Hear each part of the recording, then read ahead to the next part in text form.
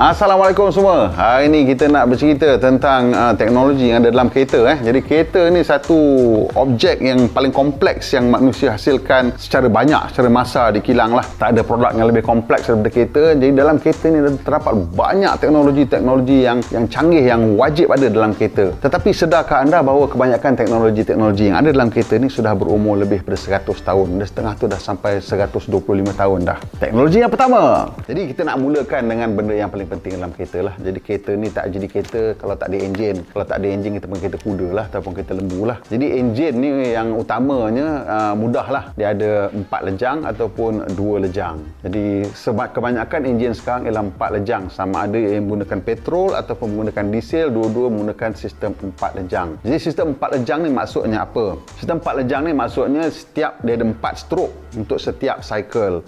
Jadi stroke pertama induction ataupun ambil udara, kedua mampatan atau compression, yang ketiga power ataupun kuasa, yang keempat ialah exhaust ataupun membuang bahan yang sudah terbakar. Enjin petrol pun sama, enjin diesel pun sama. Kecuali enjin 2 stroke, di mana enjin 2 stroke ni dia menipu sikit lah. Dia pakai compression tu dekat bahagian bawah, dengan induction pun dekat bahagian bawah, dekat crankcase. So bila enjin tu dah terbakar, kat bahagian bawah enjin tu, piston tu akan kompres udara, mampatkan udara dalam crankcase dan tolak masuk. Naik, dia bakar. Tiap-tiap kali dia naik, dia meletup. Jadi enjin 2 stroke. Jadi kita tak usah cerita enjin 2 stroke lah pening kepala, kita cerita 4 stroke saja. Jadi enjin 4 stroke ni ada dua, petrol dengan diesel. Yang petrol tu kecipta pada tahun 1876 oleh Nicholas Otto. Dia yang faham macam mana enjin ni berfungsi. Itu pasal sampai sekarang kita panggil Otto cycle. Basically Otto cycle tu tadi 4 benda tadilah. Dan pada tahun 1890, Rudolf Diesel dia dapat memahami bahawa minyak diesel itu dia mempunyai ciri-ciri yang berbeza dan boleh digunakan dengan cara yang berbeza. Jadi enjin petrol dia ada spark plug ataupun palang pencucuh, di mana itulah yang akan mencucuh dan menyebabkan permulanya pembakaran. Tetapi dalam enjin diesel dia tidak ada palang pencucuh. Jadi enjin diesel tu dia punya cara dia terbakar ialah dengan mampatan. Jadi kita belajar dulu, saya tak tahu lah ingat ke tidak, volume, pressure dengan temperature, VIT. Belajar dulu fizik kan. Jadi bila volume atau kita dah mampat, suhu akan naik. Jadi bila suhu tu naik cukup banyak, bahan api tu akan terbakar. Pasal kita ada segitiga api kan. Suhu, bahan api dan oksigen. So ini semua benda simple digabungkan menjadikan enjin lah. So untuk petrol, disebabkan cara petrol tu dia punya volatility tu, so dia kena kontrol dengan lebih baik. Jadi compression ratio dia agak tak sama dengan diesel. So lebih sukar untuk mengawal ignition atau compression ignition untuk petrol sebab cara pembakaran dia tak uniform, susah nak dikawal. Jadi kita gunakan spark plug untuk menjadikannya lebih tepat. Tapi untuk minyak diesel dia macam kurang sikit mudah terbakar, so dia boleh kompres dengan lebih banyak lagi sampai typically 15 lebih compression ratio dia, dan dengan haba tu dia boleh terbakar dengan elok tanpa memerlukan spark plug. Cuma mula-mula dia kena ada, dia panggil glow plug lah untuk pemula pembakaran tu lah, nak bagi dia panas. Dan untuk enjin petrol ni ada pelbagai variation sekarang yang kita tengok. Mazda dengan dia Sky Active X menggunakan apa yang dia panggil Atkinson cycle, dan basically it's a variation of the Otto cycle. Volkswagen panggil dia punya cycle Budak cycle.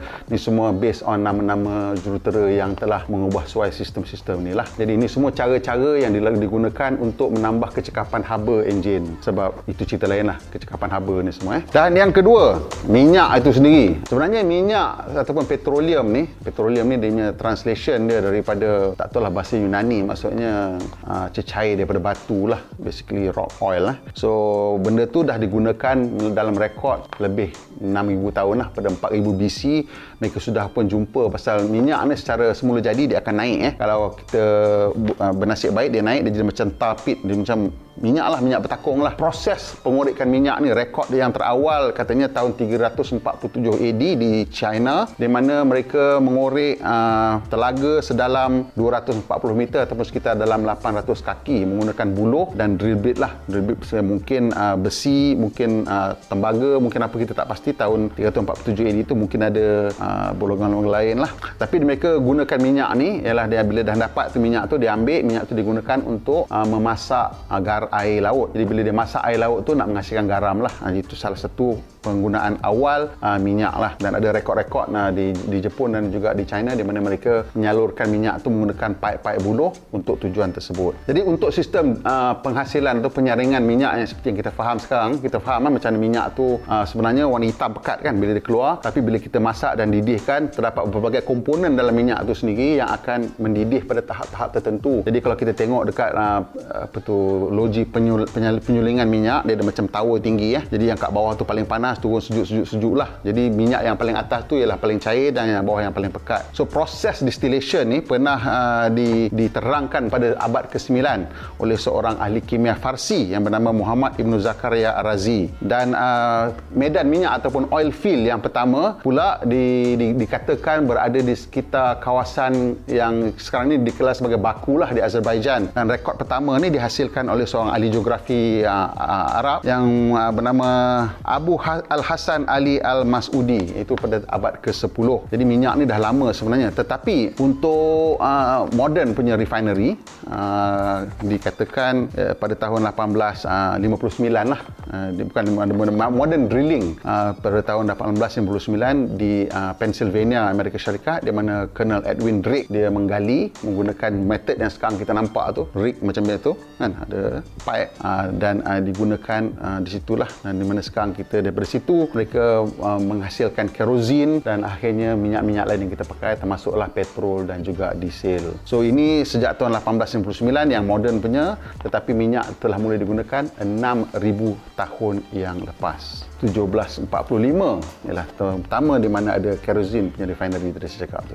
Okey, itu dia dua teknologi pertama dan inilah pengakhir kepada bahagian pertama kita. Saksikan bahagian kedua minggu depan.